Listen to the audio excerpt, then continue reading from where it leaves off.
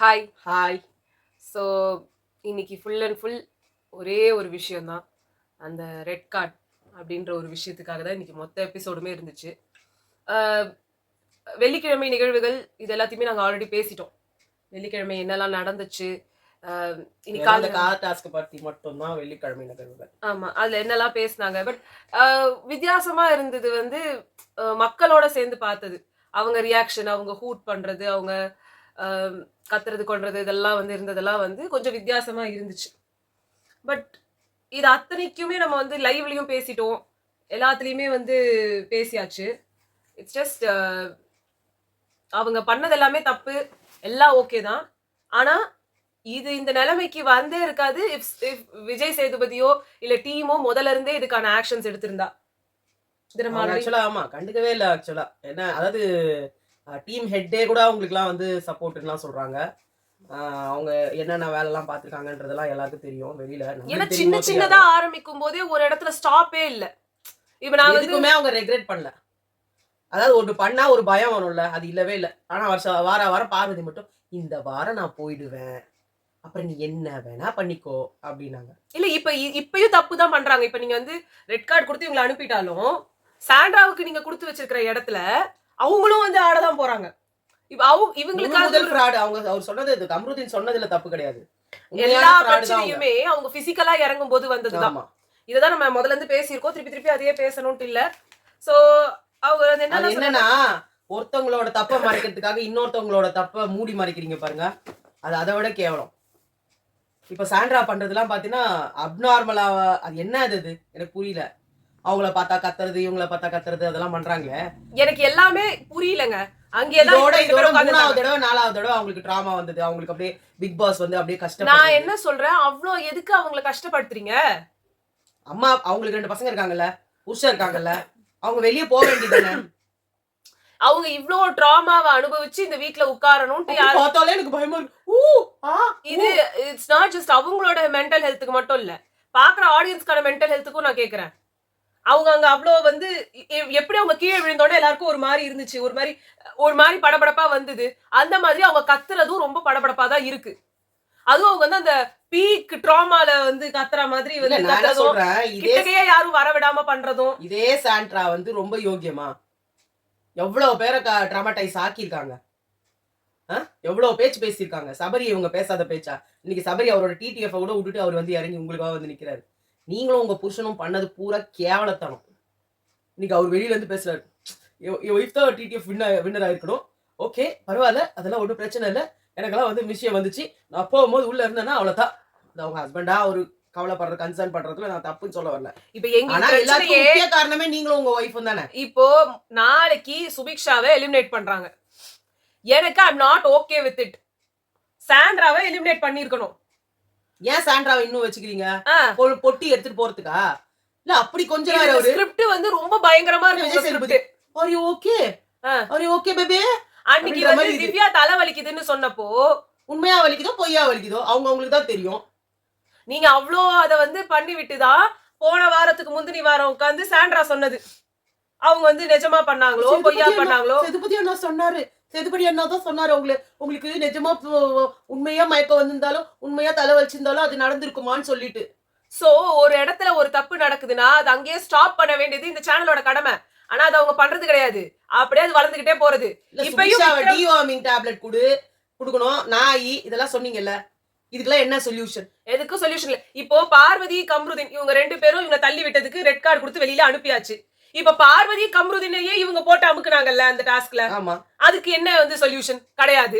இந்த அந்த வாரத்தோட ரொம்ப கேவலமா ஆனாங்க, அத பத்தி எதுவுமே காணோம். இந்த வாரத்தோட ஸ்டார்டிங்ல வந்து இது விக்ரமும் திவ்யாவுக்கு ஒரு சண்டை வந்துச்சு, பயங்கரமா அடிச்சுக்கிட்டாங்க. கண்டிப்பா அதை வந்து அடுத்து நாளைக்கு கேட்கறாரு போல இருக்கு. அதுல திவ்யாவை பிடிச்சி திட்டுங்க, நல்லா வந்து திட்டி அவங்களையும் பண்ணுங்க, ஒன்றும் பிரச்சனை இல்லை. அது நீங்க எப்பயுமே பண்றதா.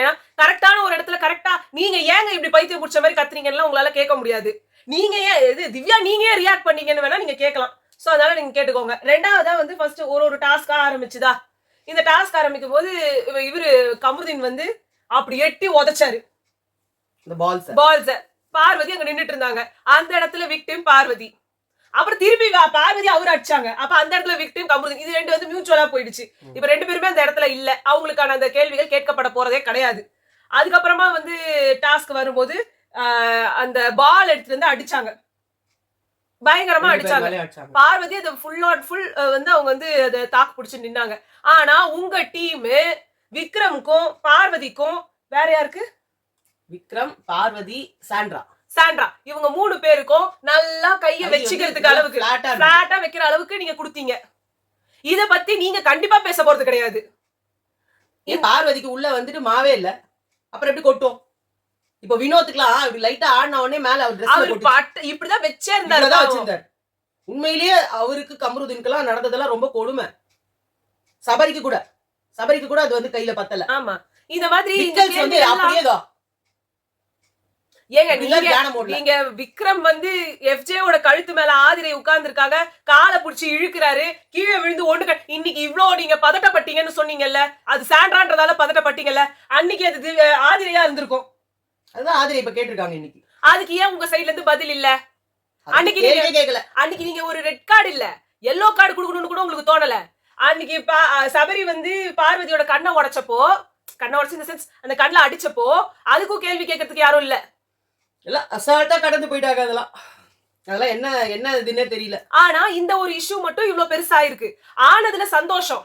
அட்லீஸ்ட் இப்ப ரெட் கார்டு கொடுத்ததெல்லாம் ஓகே. ஆனா ரெட் கார்டு என்னைக்கு கொடுத்திருக்கணும்? அந்த மைக் அப்படி கழட்டி போட்டு உங்களை ஒரு ஒரு என்ன சொல்றது, ஒரு பொருட்டாவே மதிக்காம 2 பேர் சுத்துனாங்கல்ல, அன்னைக்கு உங்களுக்கு இந்த ஆக்ஷன் எடுக்கணும்னு தோணலையா? இதுதான் என்னோட கேள்வி. அதாவது எல்லாத்துக்கும் ஃப்ரீ பாஸ் விட்டுட்டு திடீர்னு வராங்க ஒரு செக்மேட்டோட, அது ரெட் கார்டுன்னு கொடுத்து இன்னும் இது வரைக்கும் நீங்க பண்ண தப்பெல்லாம் நீங்க வந்து ஒயிட் வாஷ் பண்றதுக்கு ட்ரை பண்ற மாதிரி இருக்கு.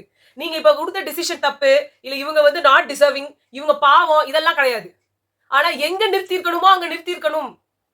இப்ப உள்ள இருக்கவங்க எல்லாம் ஒன்னும் ஒழுங்கா பயங்கரமா ரொம்ப நல்லவங்க எல்லாம் கிடையாது. அவங்களும் அங்க பயங்கரமா 1000 பேரை இடிச்சு போட்டிருக்காரு, விக்கல்ஸ் பண்ணிருக்காரு, சபரி பண்ணிருக்காரு, எல்லாருமே ஒரு விதமான மோசமான சுபிக்ஷா பண்ணிருக்காங்க. சுபிக்ஷா எஃப்ஜேவை இடிச்சு பண்ணிருக்காங்க. இப்ப இவங்களுக்கு ஏன் சாண்ட்ரா வந்து போட்டு ஒரு அமுக்கிட்டாங்க அந்த கில்லர் காயின்ல. அந்த கில்லர் காயின் கழுத்தை போட்டு அமுக்குன்னு கமருதீன் அவங்க அமுக்குனாங்க.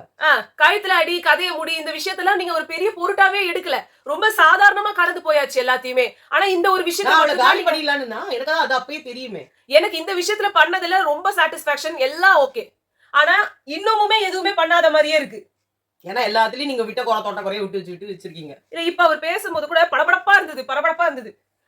அது வெறும் சாண்ட்ரான்றதால படபடப்பா இருந்தது. அவ்வளவு கத்துனாங்க அவங்க வீட்டுக்காரர் போனப்போ திவ்யாவை. அன்னைக்கு எங்களுக்கும் படபடப்பா இருந்தது. சேம். அந்த கேள்வி நீங்க கேட்கவே இல்லங்க. ஏன் கத்துனாங்கன்ற கேள்வி கேட்டிருக்கணுமா வேணாமா? இன்னைக்கு கேட்க வேண்டியதானே. அது கேட்க மாட்டீங்களே. ஒண்ணு வந்தா டிராமா, அடுத்தவங்களுக்கு இல்லையா? அந்த பொண்ணு வீட்டுக்குள்ள கூட உட்காராம அங்க வெளியில போய் உட்கார்ந்து இருந்தது. வந்து உள்ள ரூம்ல நுழையவே பயந்தாங்க.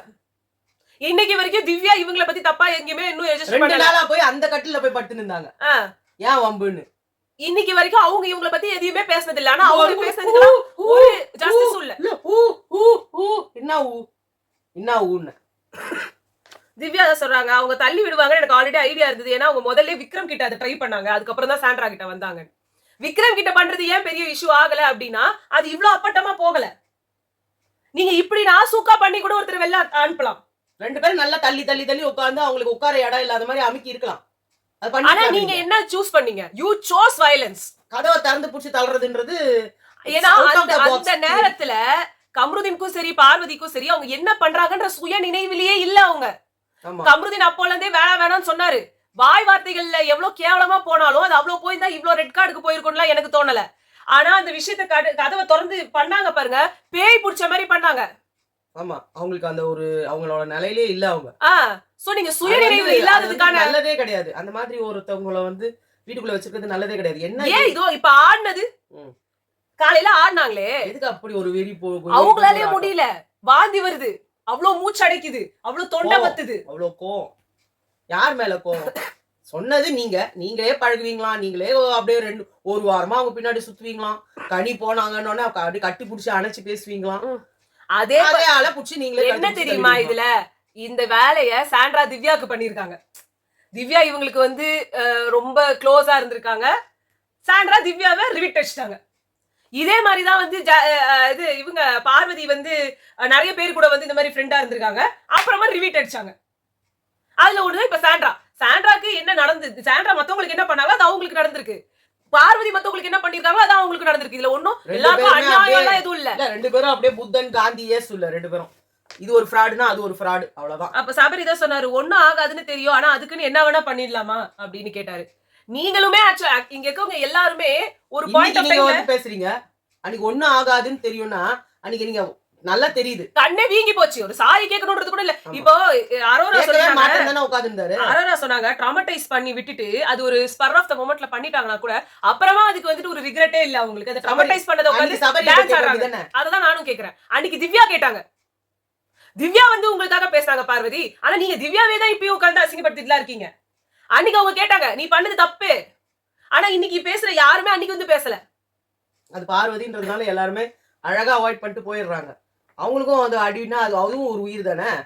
கண்ணு அவ்வளவு அதனால இன்னைக்கு இந்த சாண்ட்ராக்கு நடந்தது உண்மையா பொய்யான்னு யாருக்கும் தெரியாது, கண்டுபிடிக்க முடியாது. ஆனா இன்னைக்கு பார்வதிக்கு நடந்தது உண்மை. கண்ணு இதுல நம்ம பார்த்தோம், அந்த பொண்ணோட கண்ணு வீங்கி ஒரு கண்ணே மூடிக்கிச்சு. கிட்டத்தட்ட ஒரு வாரம் அதே கண்ணோட. அது ஆக்சிடென்ட் தான், இல்லன்னு சொல்லல. இது ஆக்சிடென்ட் கிடையாது. ஆக்சிடென்ட்க்கு வந்தா கூட நீ சாரி கேட்டா என்ன உனக்கு குறைஞ்சு போற? அது அந்த சாரி அந்த அக்கவுண்டபிலிட்டிக்கு தான் நான் திருப்பியும் வரேன். இந்த இடத்துல இது ஆக்சிடென்ட்லாம் கிடையாது, இது வந்து பியூர் வெஞ்சன்ஸ். அதுக்குதான் இந்த ரெட் கார்டு. ஆனா அன்னைக்கு அவங்க பண்ணது ஆக்சிடென்ட், அதுக்குதான் எல்லோ கார்டு கொடுத்துருக்கணும்னு சொல்றது. ஆனா எல்லாத்தையும் விட்டுட்டு ஆரம்பத்துல டுவர்ட்ஸ் தி எண்ட் 90வது நாள்ல வந்து இத பண்றீங்க. ஆரம்பத்துல இருந்து இதெல்லாம் ஒண்ணா பண்ணியிருந்தா இந்த கேமே ஓரளவு டீசென்ட்டா போயிருந்திருக்கும். அந்த டீசென்ட்டா போறதுக்கு அவங்களுக்கே பிடிக்கல. இன்னைக்கு நீங்க உங்களோட யாருக்காக யாரு வந்து உங்களுக்கு டிஆர்பி கொடுத்தாங்கன்னு நினைச்சு நீங்க வச்சிட்டு இருந்த அவங்க ரெண்டு பேரோட லைஃபையும் நீங்க கெடுத்துட்டீங்க. இந்த ஷோவோட தரமும் 90 நாளைக்கு கெட்டு போச்சு, முடிஞ்சு போச்சு. அவ்வளவுதான். இனிமே இது வந்து என்ன ஆகும்? போட்ட case. Tamil Bigg Boss BB9 is a good example for a bad game. அவ்வளவுதான். ஒரு கேம் எப்படி இருக்க கூடாதோ அதுக்கு உண்டான ஒரே அழகான எக்ஸாம்பிள் எதுனா நம்மளோட BB9. இது வரைக்கும் தமிழ்நாட்டுல இந்த மாதிரி நடந்தது கிடையாது. நான் இன்னொன்னு சொல்லணும், திவ்யால இருந்து கானா வினோத்ல இருந்து இவங்க எல்லாருமே வந்து கமருதீனுக்கு போய் சொல்றாங்க. நான் திவ்யா எல்லாரையும் தான் சொல்றேன், நீ வந்து அவ வந்ததுனால உன் லைஃப் போயிடுச்சு. அவர் என்ன பப்பாவா? 30 வயசுக்கு மேல ஆகுது. ஒருத்தர் என்ன சொன்னாரோ அப்படியே நான் கேட்பேன் அப்படின்னா you are not fit to be there in BB house. அது மேனிபுலேட் பண்ற ஒரு பூமி, அங்க எல்லாமே நடக்கதான் செய்யும். கமருதீன் நல்லவராவே இருந்துட்டு போறாரு, ஆனா ஒருத்தர் பேச்ச கேட்டுட்டு நான் என்ன வேணா பண்ணுவேன், அவங்க கீ கொடுத்தாங்கன்னா நான் தையா தக்கான்னு குதிப்பேன். ஒன்னும் அடியால அவரு பாஸ் சொல்லிட்டார் அதெல்லாம் செய்யணும்ன்றதுக்கு. உங்களுக்கு பார்வதி உங்களை ட்ரிகர் பண்றாங்கன்றது நீங்க எல்லாரும் அவங்க ட்ரிகர் பண்ணாங்க ட்ரிகர் பண்ணாங்க. நீங்க இத்தனை பேர் பேசுறீங்கல்ல, இதுக்கெல்லாம் ட்ரிகரே ஆக மாட்டாரு. நீங்க எல்லாம் போய் பேசுறதுக்குலாம் இன்ஃப்ளூயன்ஸே ஆக மாட்டாரு. அது எப்படி பார்வதி சொல்றதுக்கு மட்டும் இன்ஃப்ளூயன்ஸ் ஆகலாம் கூட விடு. வினோத் தான் நான் சொல்றேன், வினோத் தான் நான் சொல்றேன். பேச்ச என்னைக்கு கேட்டிருக்காரு அவரு? வினோத் தான் நான் சொல்றேன். இல்ல அதே வினோத் கூட அவ சனிய அவளாலதான் அப்படி ஆச்சு அப்படின்னா, நீங்க சொன்ன பேச்ச அவங்க பேச்ச கேட்க முடியும் ஒரு ஆளு, உங்க பேச்ச கேட்க முடியலன்னா உங்க மேல அவருக்கு மரியாதை இல்லைன்னு அர்த்தம். உங்க மேல அவ்வளவு ஃபுல் கான்பிடன்ஸ் வச்சிருக்காரு, உங்களை அவரு நம்பல, அவ்வளவுதான். இல்ல அவங்க ஒரு இன்ஃப்ளூயன்ஸ் அவர மேல வைக்க முடியுது, அந்த இன்ஃப்ளூயன்ஸ் இவர் உங்க மேல உங்களால அவங்க மேல வைக்க முடியல. வெளியில இருந்து ஒரு ஆள் வந்தாரா அவர் மேல ஃபுல் கான்பிடன்ஸ் வச்சாரா? அரோரா தான் கேவலமானவ, உன்னை வந்து என்ன வேணா பண்ணி உள்ள தள்ளிடுவா, வெளியே தள்ளுவா. ஆனா பார்வதி அப்படி கிடையாது, பார்வதி கூடயே நீ இருக்கணும், எதுக்கு ஓட்ஸ்க்காக அப்படின்னு சொன்னாரா? சொன்ன உடனே அந்த பேச்சை மதிச்சானா இல்லையா அவன்? அப்படா என்ன அர்த்தம்? அவருக்கு யார் தேவைப்படுதோ அவங்க பேச்ச அவர் மதிப்பாரு. அது அவங்க அக்கா சொன்னாங்களா?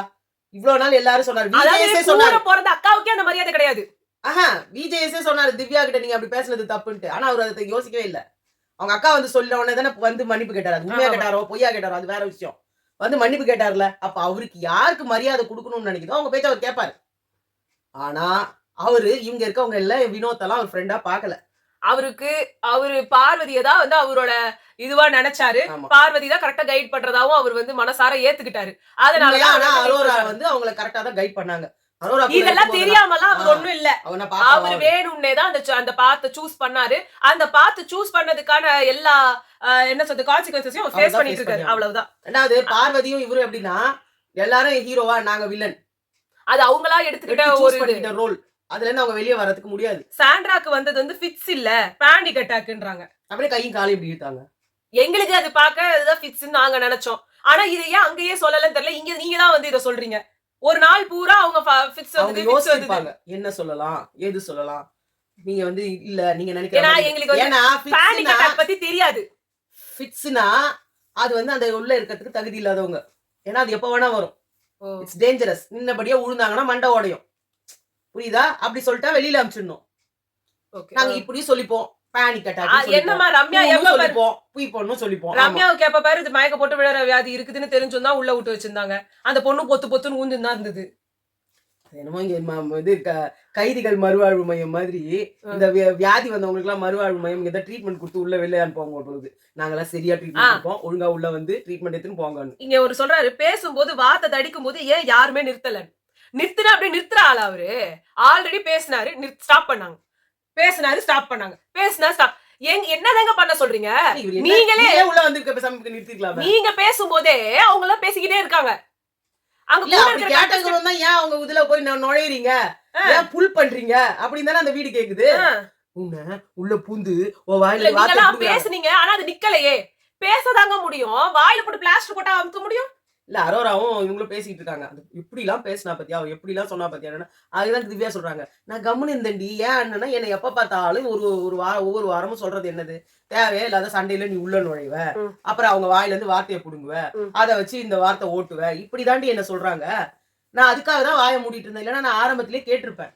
நான் என்ன அடக்கிங்கன்னு தான் உட்காந்து நின்றேன். அதே மாதிரி பார்வதி கேக்குறாரு, நீங்க விட்ட வார்த்தைங்களா விடவா அவங்களாம் உங்ககிட்ட கேட்டுட்டாங்க அப்படின்னு வந்து சொன்னாங்க. நீ ரொமான்ஸ் பண்ணி தான் இந்த வீட்ல வந்து சர்வைவ் ஆகுற அப்படின்னு ஒரு கேள்வியை கேட்கும்போது எல்லாருமே ரிப்பீட்டுக்கு क्वेश्चन கேட்கதான் செய்வாங்க. நீங்க விட்ட வார்த்தை விட நீங்க பண்ணது இதை விட கொடூரம் தானே, நீங்க பேசுறது இதை விட தானே, என்ன இருந்தாலும் அந்த இடத்துல பேச தானே செய்வாங்க. இத்தனை நாள் பார்வதியை நான் உங்களை ஃபைனல்ஸ்ல பார்க்கணும்னு சொன்னால தானே இவரு. அப்ப இவ்வளவு நாளா அவங்க பண்ணலையா? நான் இதெல்லாம் என்ன சொன்னீங்க, உங்ககிட்ட ஒரு பெரிய சேஞ்சஸ் தெரியுது, அப்படியே மெயின்டைன் பண்ணிடுவாங்க. அந்த வாரம் தான் காரி துப்புறாரு கெமிய, அந்த வாரம் தான் காரி துப்புறாரு ஆதிரைய, அந்த வாரம் தான் காரி துப்புறாரு திவ்யாவை. ஆனா என்னன்னே கேட்கல. கமருதீன் கிட்ட நீங்க சொல்றீங்க, கமருதீன் வெளியில வந்தாலே நீங்க என்னெல்லாம் யார் யார்கிட்ட பேசுனீங்க எல்லாம் தெரிஞ்சிடும். இது என்னது இது? ஆமா தெரிஞ்சிடும். இதுதான் உள்ள இருக்கிறவங்க பேசுனாங்க. அன்னைக்கு இது பர்சனல் பர்சனல் பர்சனல்னு போயிட்டு இன்னைக்கு நீங்களே பேசுறீங்க. இவரு அந்த 18+ கமெண்ட்ஸ் வந்து இவரு ஆதரிக்கலன்னா அன்னைக்கே இவர் வந்து ஒரு மாதிரி ஜாடையா சொல்லிருக்கணும். ஆமா, அவங்க பயந்து இருப்பாங்க. இவருதான் வெளியில இருக்கவங்க சொல்றாரு, வேணாமா சேனலை மாத்திட்டு போங்க. இல்ல இப்போ பார்வதி கேட்டதுல ஒரு क्वेश्चन இருக்கு. நான் அவகிட்ட தனியா அன்னைக்கு நாய் குலைக்கும் போது பாத்ரூம்ல என்ன பண்ணன்னு சொன்னதை இத்தனை பேர் முன்னாடி அவ சொல்லிட்டா. இட்ஸ் நாட் ஜஸ்ட் இத்தனை பேர் முன்னாடி, அது அவங்க சொன்னதாலதான் எங்களையே தெரிஞ்சது நீங்க என்ன நடந்ததுன்னு.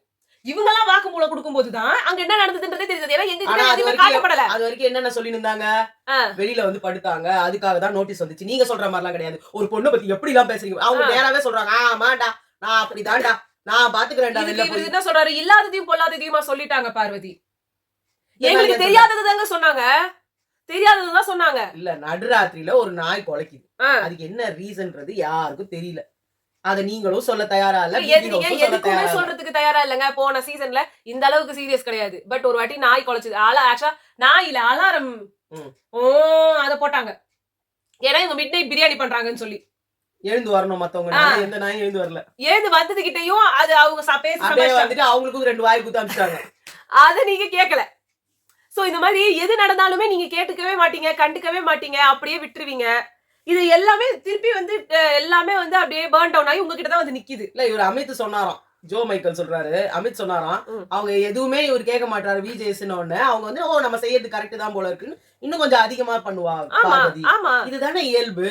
உங்களுக்கு ஹோஸ்டிங்னு எதுக்கு குடுக்குறாங்க? சாண்ட்ரா முதல் வாரத்துல இருக்கும்போது அவ்வளோ பயந்து அந்த திவாகர் கிட்டயும் வியானாவும் அவங்கள வந்து அந்த போஸ்டிங்கை விட்டு தூக்க வைக்கிறதுக்கு அவங்க நிஜமாவே நல்லா பண்ணாங்க. ரொம்ப நல்லவங்க, எனக்கு ரொம்ப மனசு கஷ்டமா, ரொம்ப நல்லவங்க மாதிரிதான் இருந்தாங்க. ஆமா, நம்ம கூட நினைச்சோம்.